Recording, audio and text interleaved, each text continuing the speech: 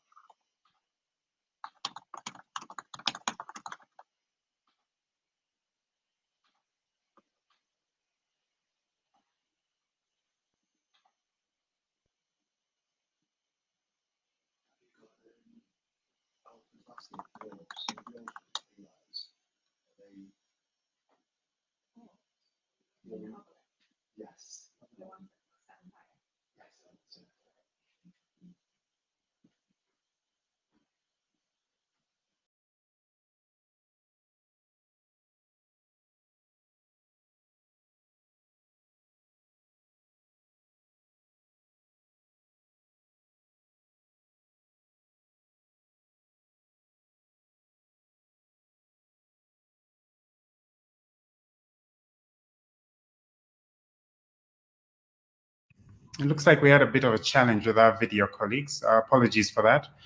But not to worry, we have an exciting panel discussion for all of you, and I think we can move on to that. As I mentioned before, there are several myths that surround the idea of extending digital services, digital service offerings to smallholder farmers. And so as I invite our panel members, I will ask them to delve into this idea of some of these myths. Okay, our first panel member is Kenneth Katungisa. Kenneth is the chairman of the Uganda Farmers Federation Association. And Kenneth, as you introduce yourself, please tell us a bit about any myths related to affordability of digital solutions and how does that factor into extending digital to smallholder farmers. Thank you so much. Thank you, Chris.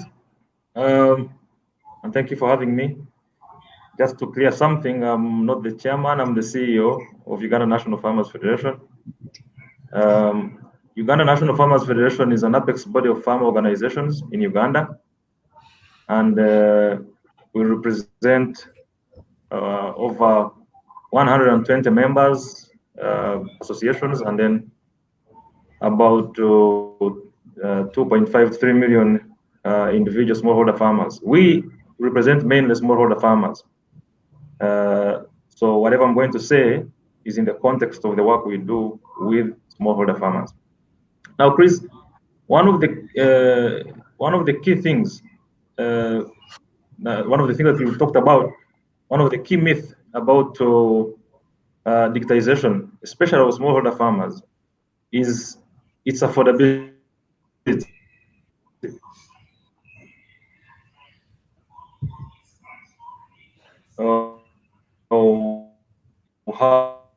How unaffordable it is.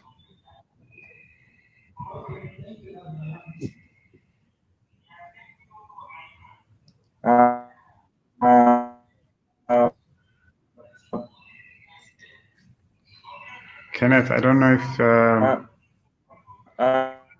and I always tell people that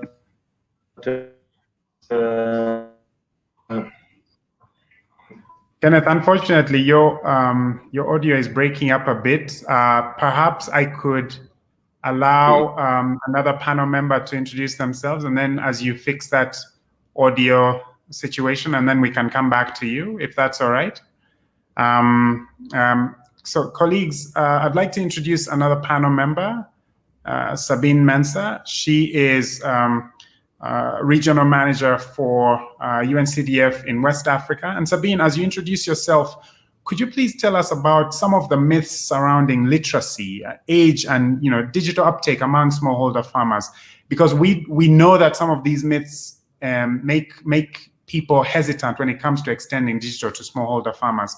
As you introduce yourself, can you tell us about some of those myths and what your experience has been? Thank you. Sure. Thank you very much, Chris. It's a pleasure being here on this forum with you and the rest of the co-panelists. Oftentimes when we're looking at financial services, particularly for smallholder farmers, it starts with asymmetry of information. Information from a financial service provider, information on the activity of the smallholder farmers or the cooperative, so that the institution can make the better decision on first the risk assessment and second the most appropriate financial services for the specific smallholder farmer or cooperatives that they are working with. And it also starts with asymmetry on better understanding the cycle, the production cycle of the commodities that the smallholder farmers are involved in.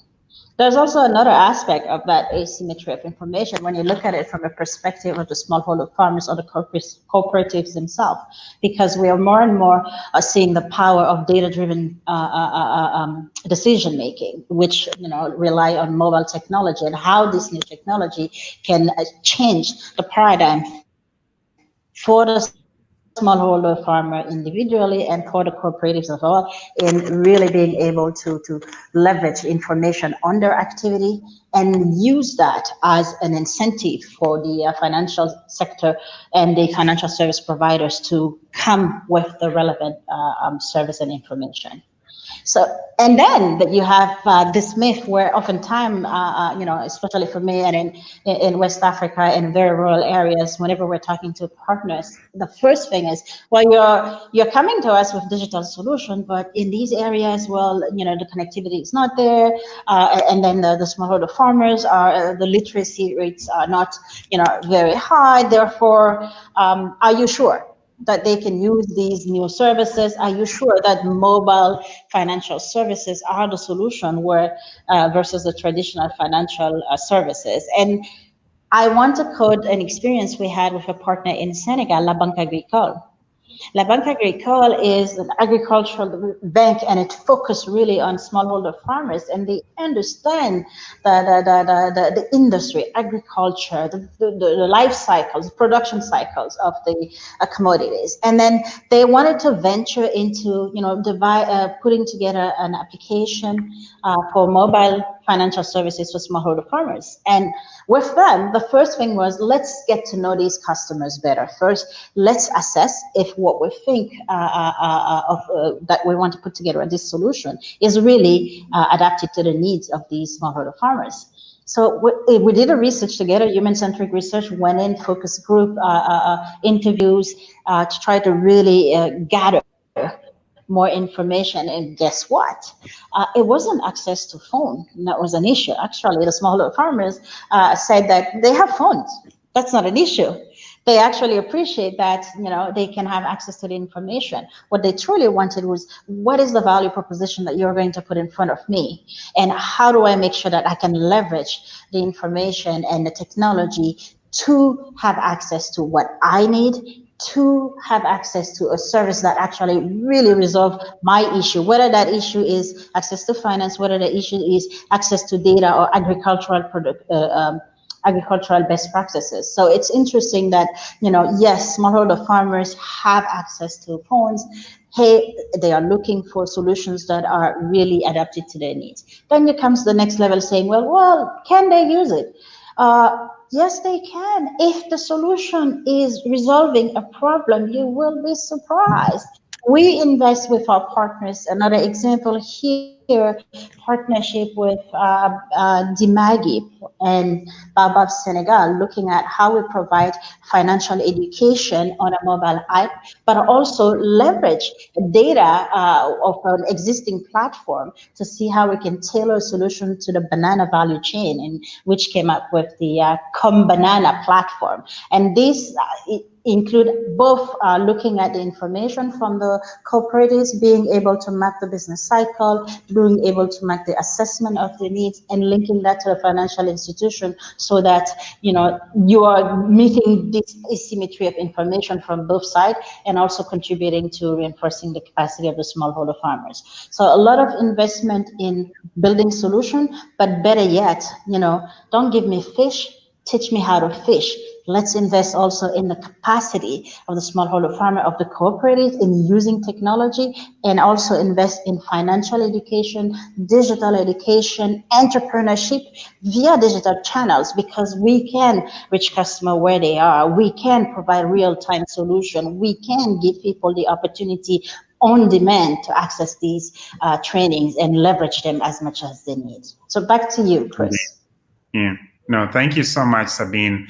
And I think it's a great myth that indeed that, with smallholder farmers, literacy is the only challenge, but you're absolutely right.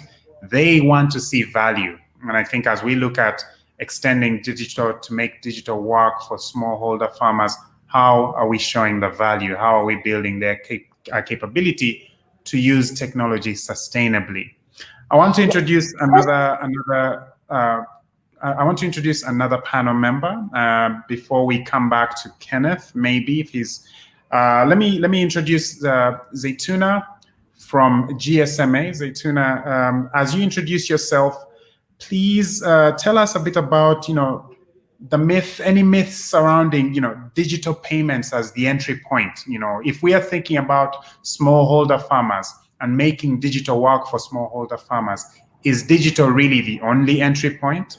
What are some myths surrounding that? What are some difficulties? What's been your experience? Thank you so much. Go ahead, Zaytuna. Excellent. Good morning, good afternoon, good evening, everyone. I hope you're all well and safe. My name is Zaytuna Mustafa. I come from GSMA based in Nairobi office. The program I specifically work on is Agritech, funded by FCDO, former DFID, which has been merged with other, UK government agencies and development programs. Yeah, first of all, I think from where I stand, for Agritech program within the GSMA, for us, I think digital payments is an anchor to digitizing agricultural value chains. But we've, of course, bundled it with other digital solutions like digital procurement, digital profiling, and advisory, which for us actually makes the base or the foundation that other financial instruments or financial services can build on. But I think some of the myths that I can already see and debunk is around, rural population, which smallholder farmers are part of. You'll hear something like, rural population don't trust mobile money or digital payments. The other one is there's lack of awareness around digital payments. You will also hear something like, digital payments is expensive. But I can go on and on around some of these myths. But even those three, as I debunk on them, around trust, we actually have discovered, even from our reports, is that farmers do trust, digital payments as an entry point because it actually gives transactional, data. However, maybe there are other issues around creating the value proposition for farmers. And this can be creating the economic identities, because mobile money transactional data is not the only one for a smallholder farmer. Around awareness, we've already had levers around even our projects, whereby with all projects we ensure that there are actually packages of advisory services, marketing sensitization, a lot of financial education with the farmers and the agribusinesses. So the way even GSMA does this is we go to the agribusiness and work with the anchor, the enterprise, which has 50, 60,000 farmers under them. So in that way, you are able to reach large masses of smallholder farmers. Thirdly, it's about expensive. Talking about mobile money and digital payments as expensive, but a lot of studies since I think 2016, 2017, we've seen supply side, demand side studies that have shown that going to the bank, traveling to the bank to cash out is more expensive. The security risk that also comes with it, and lastly, even the opportunity cost forgone when a smallholder farmer, leaves their fields to actually go and line up in a SACCO or a microfinance to cash out. So we can already, show the benefits of digital payments. But when we now narrow down and magnify to smallholder farmers, it has to be bundled with digital procurements, which is an anchor in terms of bringing what we call economic identities or digital footprints for farmers, in terms of what did they sell, how much, at what frequency. The other one is bringing the farmer records and the farm itself, in terms of bringing it into the digital realms. And lastly is how do they get access to information and how do they interact with that. So there are examples around what are some of the digital information service that are there, are refoods, Viamos of this world. In terms of digital procurements, we've seen, interesting solutions within even Kenya and Tanzania on Connected Farmer, and we've seen Farm Force, and in terms of digital payments, we've seen all these digital procurement solutions integrating to mobile money and ensuring that we've built an ecosystem that has a 360 view of integrating the farmer, the smallholder farmer. So for me, I think I see digital payments as an entry point, bundled with other, sources of information or data. We are able to almost, move a smallholder farmer from a point of what we call the cash in, cash out, the remote, services, to the staircase to digital heaven. And the staircase to digital heaven is from, Allow me to cut you off briefly. Yeah. I have to introduce other panel members, but we will definitely come back to you, because it's a very interesting topic there about, indeed, are payments the entry point. I wonder if Kenneth was able to fix his audio. Kenneth, if you are back with us, please introduce yourself. And let's talk about this myth about, affordability of these digital solutions. Is that indeed a barrier when we talk about digitization for smallholder farmers, or is affordability not an issue? Is it a question of value? What's been your experience? Thank you, Chris. Thank you for having me back. I hope my connection is now better. Let me introduce myself again. My name is Kenneth Katunisa, and I'm the Chief Executive Officer of Uganda National Farmers Federation. Uganda National Farmers Federation, briefly, is an institution, is an apex body of farm organizations in Uganda. It is the largest non-governmental farm organization in the country.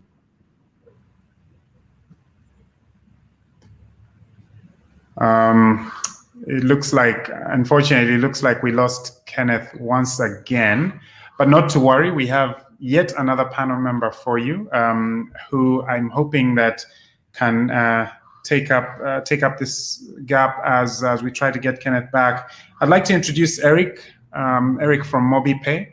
Eric, as you introduce yourself to our colleagues on this forum, please tell us about some of the social norms about digital uptake. What are those social norms, especially around gender, around culture, that might, are there myths around that one might want to think about, or, might need to be debunked as we talk about digital working for smallholder farmers? What's been your experience, Eric?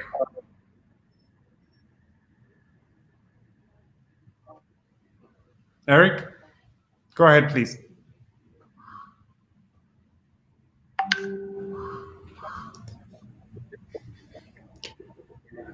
Eric, are you able to hear me? Chris.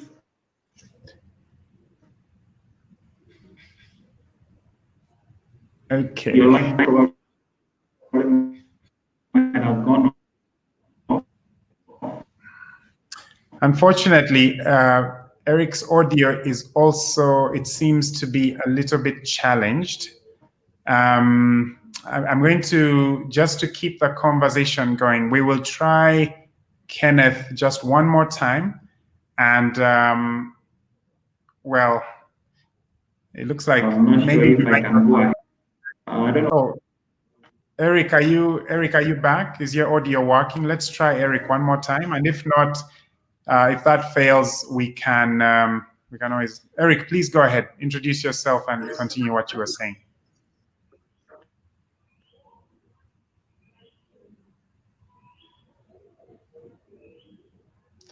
Eric, okay. It looks like maybe we might have.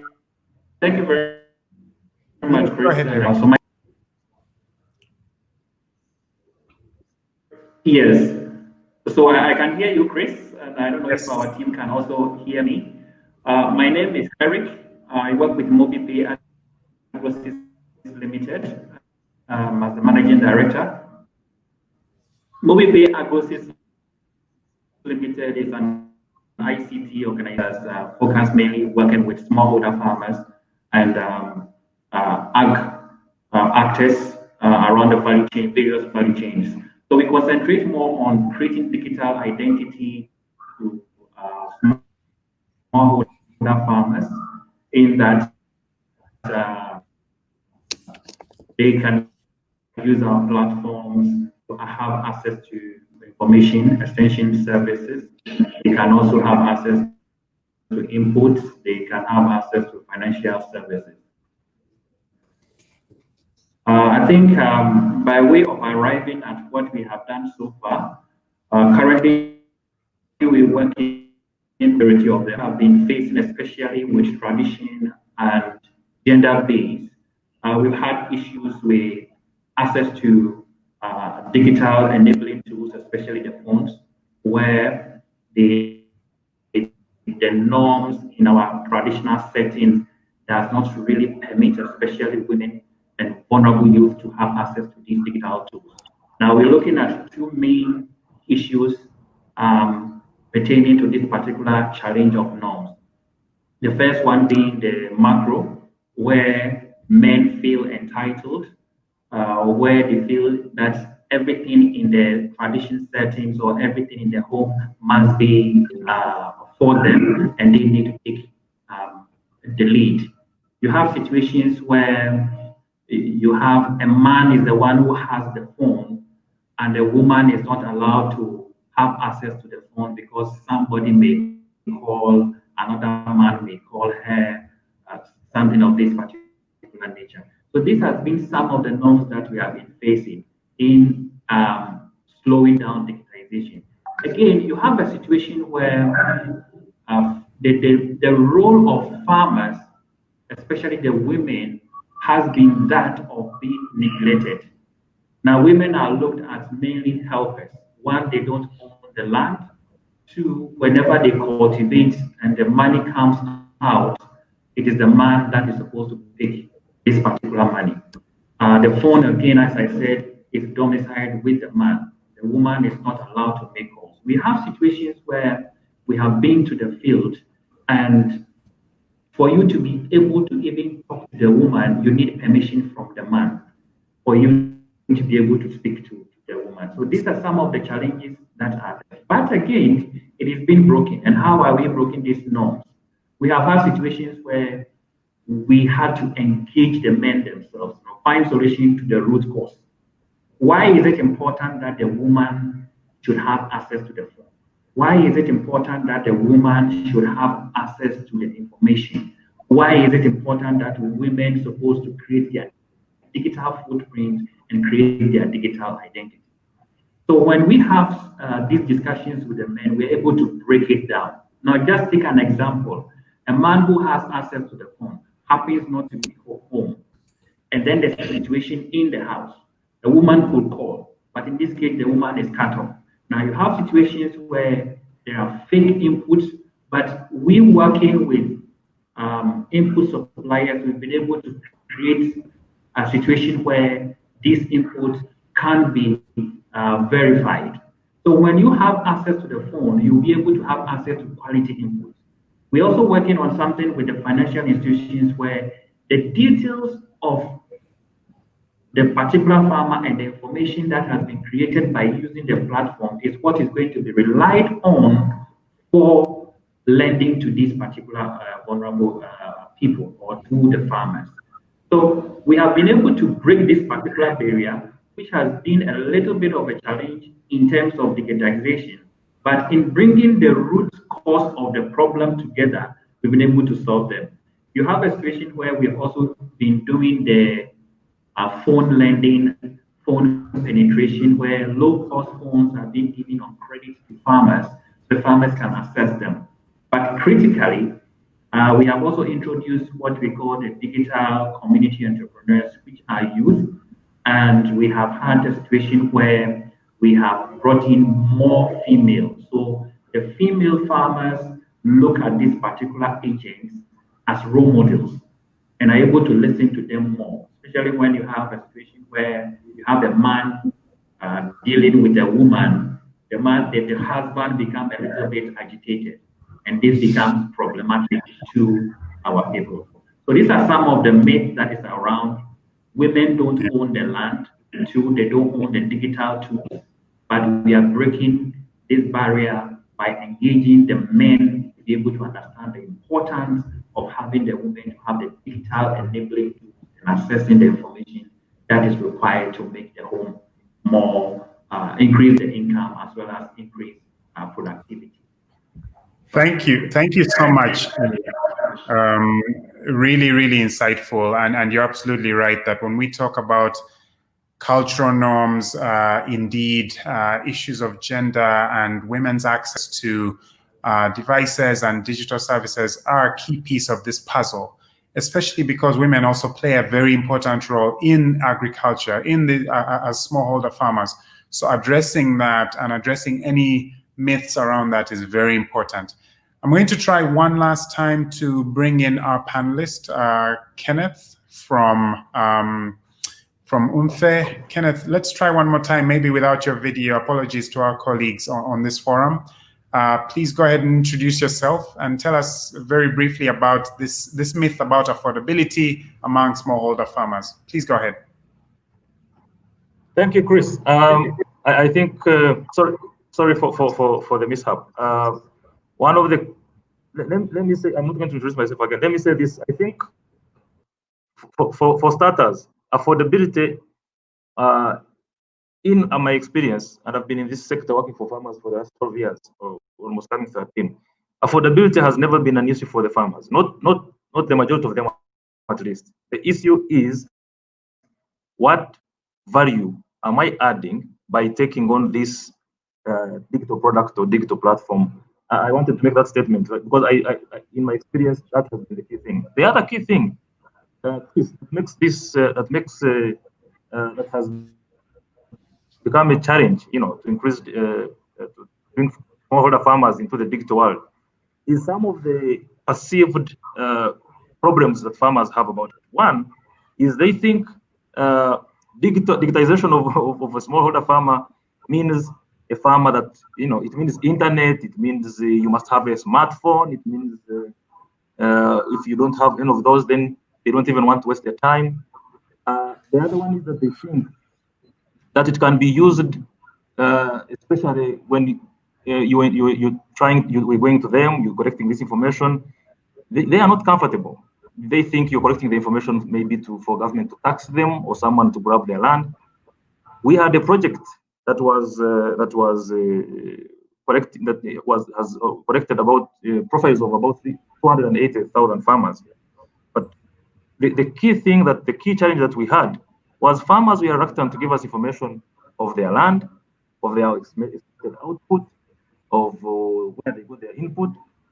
About 65% of the farmers were not comfortable, and the reason was very simple, because they thought this information would be used to tax them or to cheat their land, steal their land. Some of these things have hampered our progress. But Chris, one of the things that I've seen over the last 5 or 6 years that we have really tried to bring this digitization into our programs is that farmers are willing, very willing, to be on board. They are willing to be, but we have to bring value, a different kind of value. What is it in for the farmer? If I'm going to use USSD code, for example, for you to profile me and put me on your platform, the farmer will ask you, what is the difference between me selling my maize to the open market than me selling my maize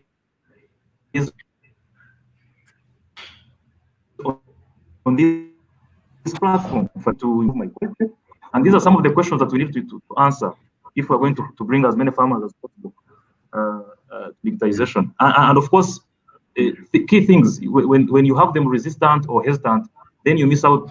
One of the critical things that I think is important, that I've seen is important, is how to use these digital platforms to improve adequate and timely access to extension services, for example, which are something that has even become more critical in the COVID era, where people cannot go and meet people physically.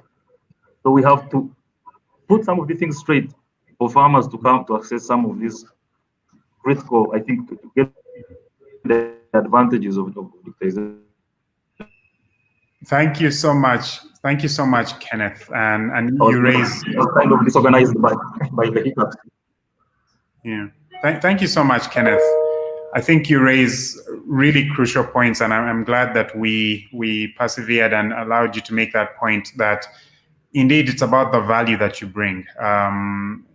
Issues of affordability, if there's value, indeed, you can always work out issues of affordability. I would like to, I'd really had wanted us to reserve the majority of our time for the questions from our audience. And again, apologies for the technical difficulties, but let's have some questions from our audience. And I'm going to read these out and then farm them out to the different colleagues on our panel. The first one being that, how can digitization harness the huge potential of youth and women's empowerment to support sustainable food systems in Africa? I would like to invite, maybe I'll have Sabine respond to that, if you don't mind. How can digitization harness the huge potential for youth and women's empowerment to support sustainable food systems in Africa? We can keep it brief, but we have a few questions. Please, over to you, Sabine. Sure, Chris, and I hope you can hear me well. This is an agenda that UNCDF works on particularly, and we've invested a lot into digitizing financial services for youth and for women, but also looking at digital innovation that youth and women can leverage, particularly in agriculture. So how? I would say focus on women and youth.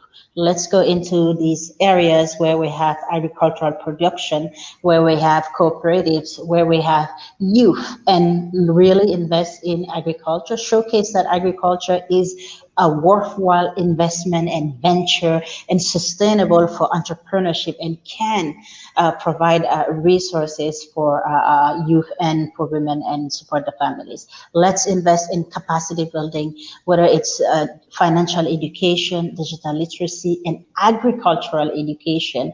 Let's make access to data easier so that youth and women engaged in agriculture have best agricultural practices, advice in real time so that they can leverage this to increase their productivity. And let's bring the financial system alongside a better understanding of the production cycle and the agricultural commodities to be able to provide these financial services that are adapted to youth and women. And let's celebrate the successes, because I think at the end we need to inspire youth in rural area on what the untapped potential of agriculture and investing in sustainable food system, and how this becomes the entrepreneurship and how we see the rise of these entrepreneurship successes and cooperatives and women that can showcase the next generation what it means to invest in agriculture.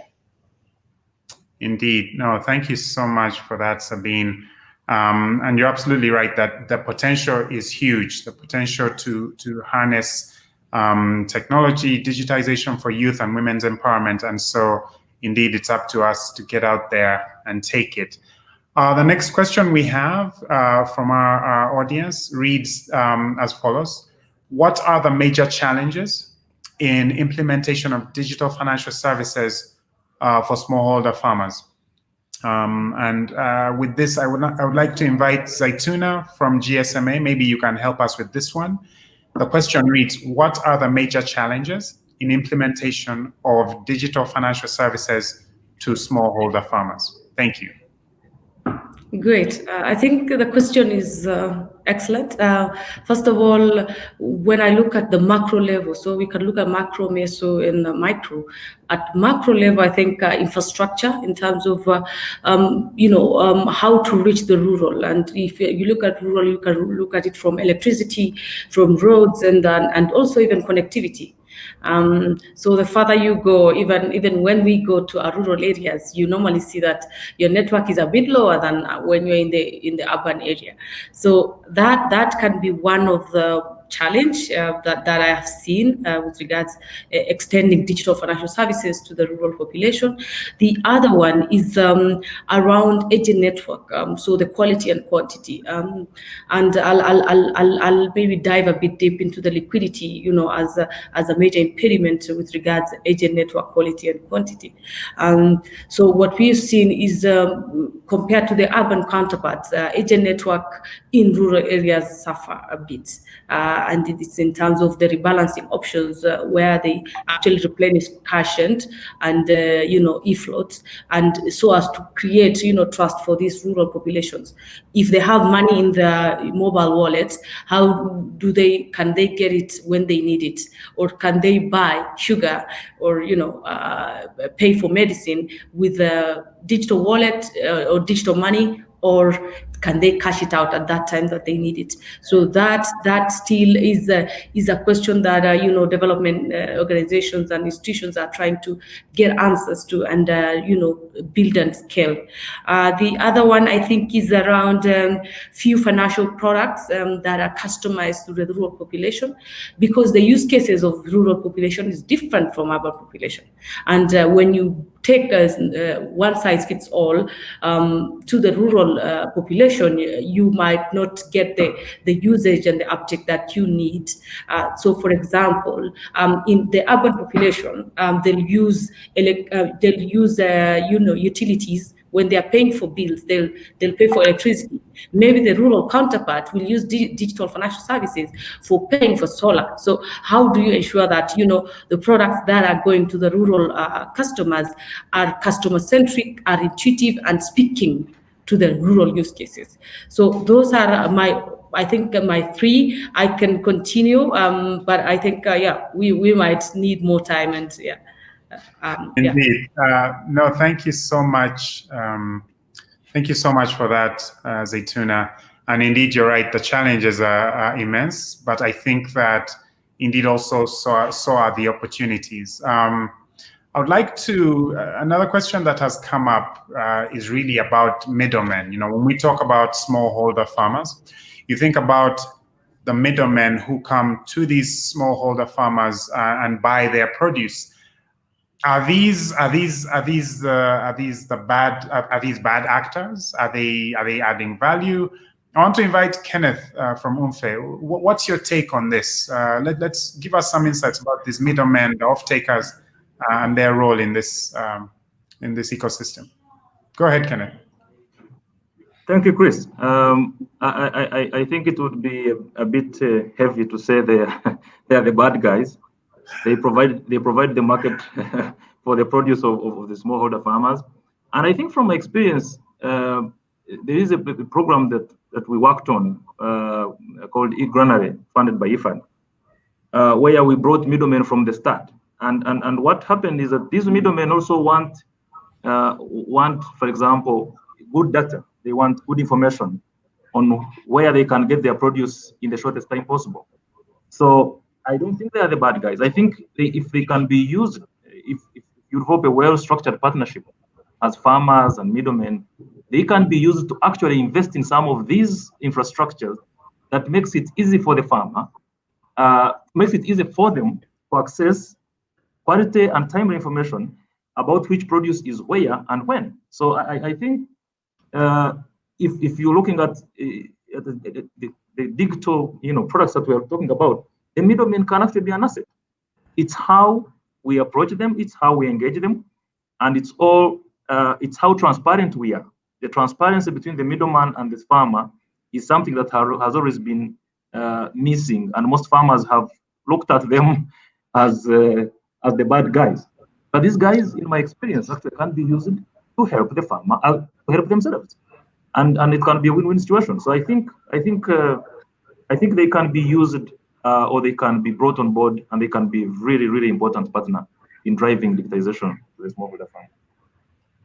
Thank you so much for those thoughts, Kenneth. And you're absolutely right that I think, digitization is a means to an end. If we can leverage digitization to connect smallholder farmers, indeed, to middlemen offering fair market pricing or access to inputs, indeed, they do not have to be vilified. They do not have to be seen as bad actors. Another question that's been raised around digitization is this concept of extending credit to rural farmers, extending credit to smallholder farmers, not necessarily using traditional means like land titles or other forms of collateral, but really leveraging digital data.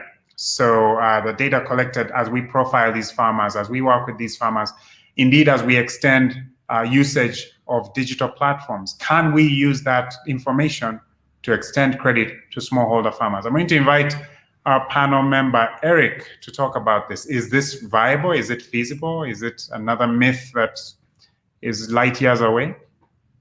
Tell us your views. Eric, your video is off. Maybe you might try to reconnect without the video, so we have just the audio.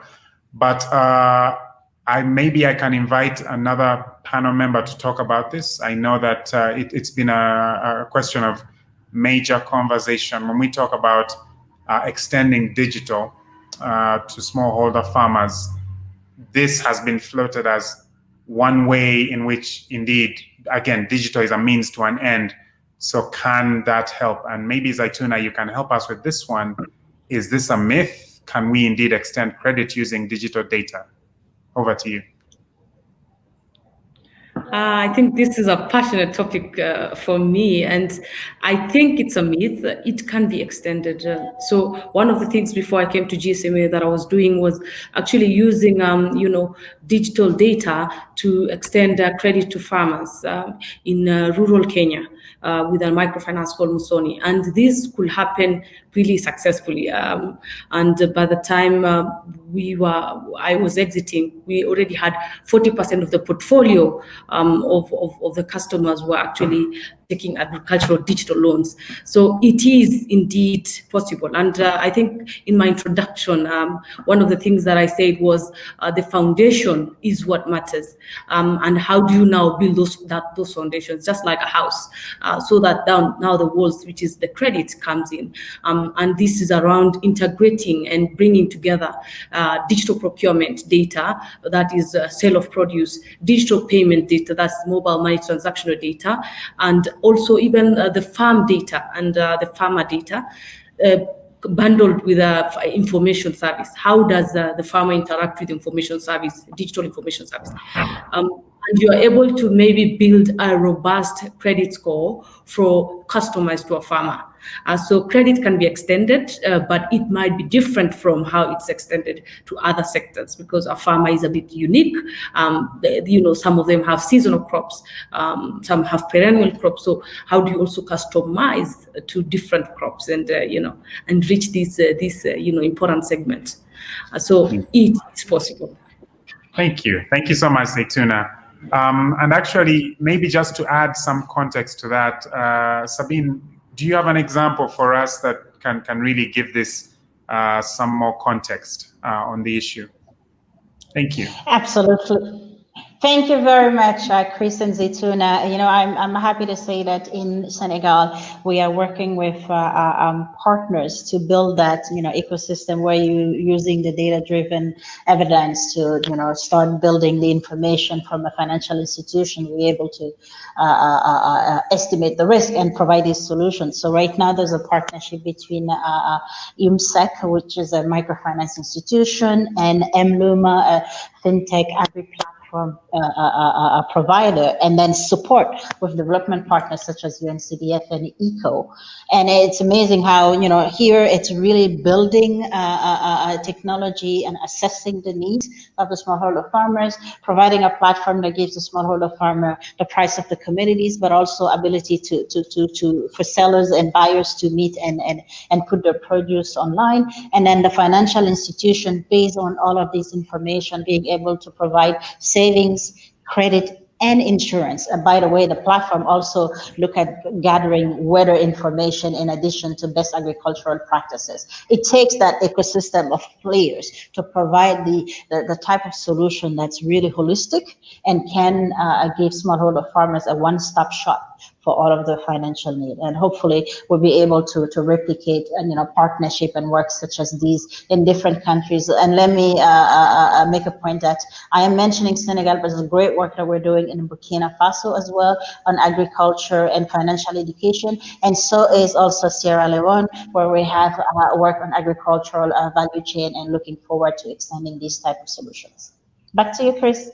Thank you. Thank you so much to our panel members. Thank you so much to our audience. Very many thanks to Cultivate Africa Forum to allow us to have this conversation. And many thanks to our audience. Really great questions. We appreciate your engagement, and coming to you from UNCDF, really, really glad to be engaged with you all. Thank you so much.